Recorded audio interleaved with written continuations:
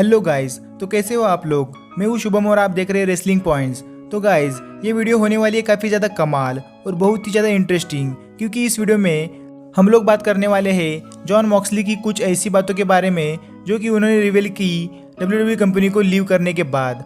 और इनमें से यहाँ पर कुछ ऐसी बातें हैं जिन्हें जानकर आप लोग रह जाओगे काफ़ी ज़्यादा हैरान।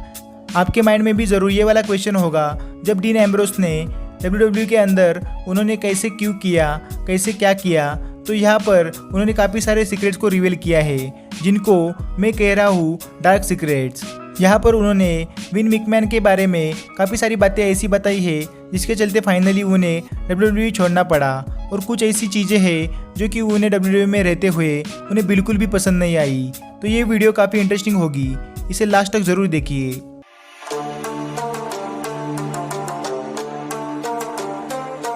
तो ये बात तो हम लोग सब जानते हैं कि WWE ने काफ़ी टाइम से इस बात को रिवील कर दिया था कि डीन एम्ब्रोस अप्रैल में जाके कंपनी को छोड़ देंगे, और ये बात हो चुकी थी पूरी तरह से ऑफिशियल। जिसके बाद हम लोगों ने देखा कि जैसे ही WWE के साथ उनका कॉन्ट्रैक्ट खत्म हुआ, उन्होंने ट्विटर पर एक वीडियो डाली जिससे पता चल गया था कि जॉन मॉक्सली अब दोबारा से वापस आने वाला है।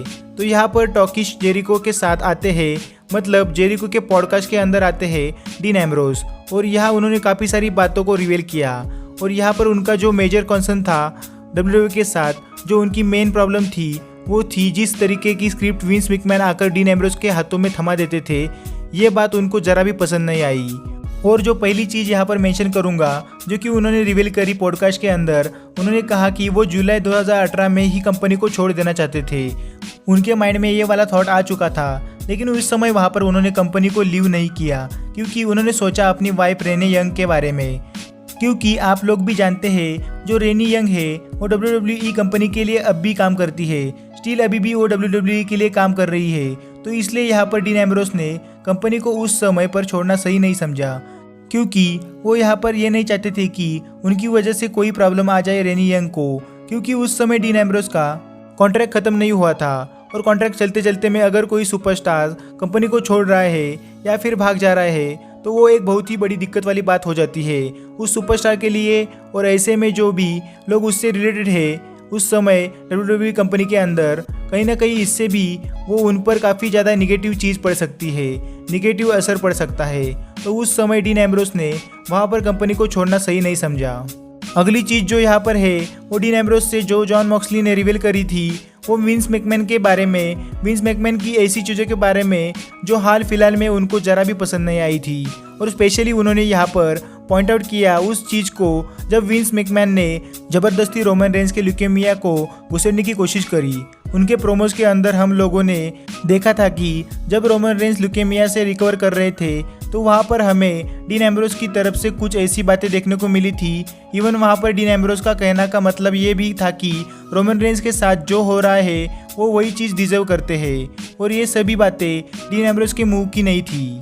ऑब्वियसली ये स्क्रिप्ट के अंदर था, उन्हें प्रोमो ही ऐसा दिया गया था, और इस बात से डीन एम्ब्रोस जरा भी खुश नहीं थे। वो समझ रहे थे यहाँ पर इस बात को कैसे फैंस से हेट लेने का मतलब ये नहीं है कि किसी के बारे में ऐसी बातें बोल दी जाए जो कि वो इस मोमेंट में बिल्कुल भी सही नहीं है। तो डीन एम्ब्रोस को वहाँ पे उसी समय पे विंस मैकमैन से काफ़ी ज़्यादा प्रॉब्लम थी। इवन यहाँ पर जितनी बातें रिवील की है डीन एम्ब्रोस ने विंस मैकमैन के बारे में, उनका यहाँ पर जो मेजर प्रॉब्लम थी वो ये कि हर बार विंस मैकमैन ऐसी चीज़ लेकर आ जाते थे मेरे सामने जो कि मुझे ज़रा सी भी पसंद नहीं आती थी। और इसमें से सबसे बुरी बात मुझे ये लगी रोमन रेंस के ल्यूकेमिया के मेंशन करने की। बार बार जैसे कि हम लोगों ने देखा था कि हमें डीन एम्ब्रोस की तरफ से शायद 2 या 3 मौक़ों पर ऐसे देखने को मिलता है कि वो रोमन रेंस वाली चीज़ को मेंशन हुए उनके ल्यूकेमिया को मेंशन करते हैं। और ये एक ऐसी चीज़ थी जो कि डीन एम्ब्रोस को विंस मैकमैन के बारे में बिल्कुल भी पसंद नहीं थी।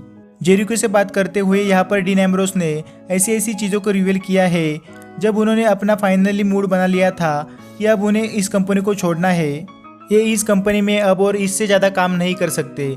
और ये था वो वाला सेगमेंट जब हमें बैकस्टेज से देखने को मिलता है कि हमें डॉक्टर्स की तरफ से डीन एम्ब्रोस ले रहे होते हैं इंजेक्शन, और इंजेक्शन लेने का मतलब ये होता है कि वो उन फैंस से बच रहे हैं जो कि उस समय वहाँ पर एरेना के अंदर बैठे हुए हैं। तो ये बहुत ही स्टूपिड चीज़ लगी डीन एम्ब्रोस को कि वो क्या ये हरकतें कर रहे हैं, ये किस तरह की उन्हें चीज़ें थमाई जा रही है जो कि उन्हें बिल्कुल भी नहीं करनी चाहिए।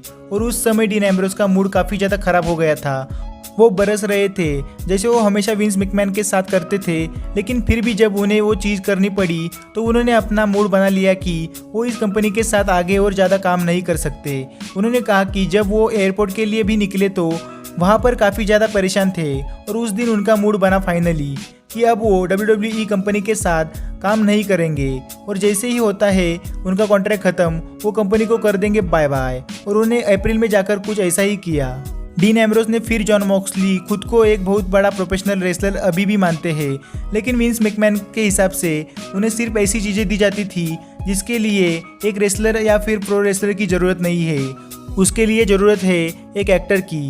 अब उन्होंने यहाँ पर ऐसा स्टेटमेंट इसीलिए दिया क्योंकि उनके हाथों में बस एक स्क्रिप्ट दे दी जाती थी और उनसे वही काम करने के लिए कहा जाता था। तो वैसे में यहाँ पर डीन एम्ब्रोस का मानना था कि फिर एक रेसलर या प्रो रेसलर की ज़रूरत तुम्हें नहीं है, तुम्हें ज़रूरत है एक एक्टर की, उससे हायर करो, मेरी इस कंपनी में बिल्कुल भी ज़रूरत नहीं है। डीन एम्ब्रोस ने यहाँ पर यह भी कहा कि उनको WWE से फायर होने का कभी भी कोई भी डर नहीं था।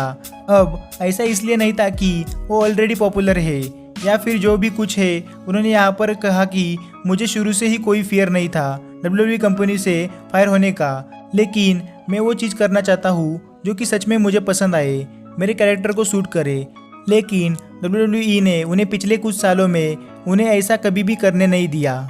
लास्ट पॉइंट के ऊपर आते हैं और इस बार यहाँ पर उन्होंने कुछ पॉजिटिव चीज़ें भी बताई WWE के बारे में। उन्होंने कहा कि ना ही सिर्फ एक सुपरस्टार या फिर एक रेसलर के तौर पर, मैं यहाँ पर एक पर्सन के तौर पर भी बड़ा हुआ हूँ। उन्होंने कहा कि मैंने यहाँ से काफ़ी कुछ चीज़ें सीखी है, कुछ ऐसी चीज़ें जो कि अगर मैं WWE के अंदर नहीं होता तो शायद मुझे ये कभी भी पता नहीं चल पाती। ग्रेट कॉजेज़ के बारे में उन्होंने बात करी, लाइक मेक अ विश। उन्होंने यहाँ पर यह भी कहा कि अपनी वाइफ रेनी यंग से वो यहीं पर मिले थे, तो जो उनके लास्ट 8 साल रहे हैं WWE के अंदर वो काफ़ी ज़्यादा अच्छे रहे हैं। वो इससे ज़्यादा और कुछ एक्सपेक्ट नहीं करते थे, तो उन्हें हर चीज़ बेटर मिली जो वो चाहते थे। तो उन्होंने यहाँ पर एक तरह से WWE के बारे में उन चीज़ों को भी मेंशन किया जो कि उन्हें पसंद नहीं आई, लेकिन साथ ही साथ वो इन चीज़ों को भी एडमिट करते हैं कि आज वो जो कुछ भी है WWE के वजह से है। लेकिन खैर, अब चीज़ें सही नहीं चली डीन एम्ब्रोस एंड कंपनी के बीच, तो शायद यही बेटर था कि वो कंपनी को छोड़ दे, अपना अलग करियर बनाए जहाँ भी वो चाहते हैं। तो आई होप कि आपको ये वीडियो अच्छी लगी होगी, तो वीडियो को लाइक किए बिना मत जाना और अपने दोस्तों को ज़रूर शेयर करना और अपने विचार नीचे कमेंट में ज़रूर कहना। और अगर आप चैनल पे नए हो तो चैनल को सब्सक्राइब करना और साथ ही बेल आइकन को ज़रूर दबा लेना ताकि ऐसी वीडियोस मैं आपके लिए लाता रहूँ। तो मिलते हैं इसी वीडियो के साथ अगली वीडियो में, तब तक के लिए बाय बाय।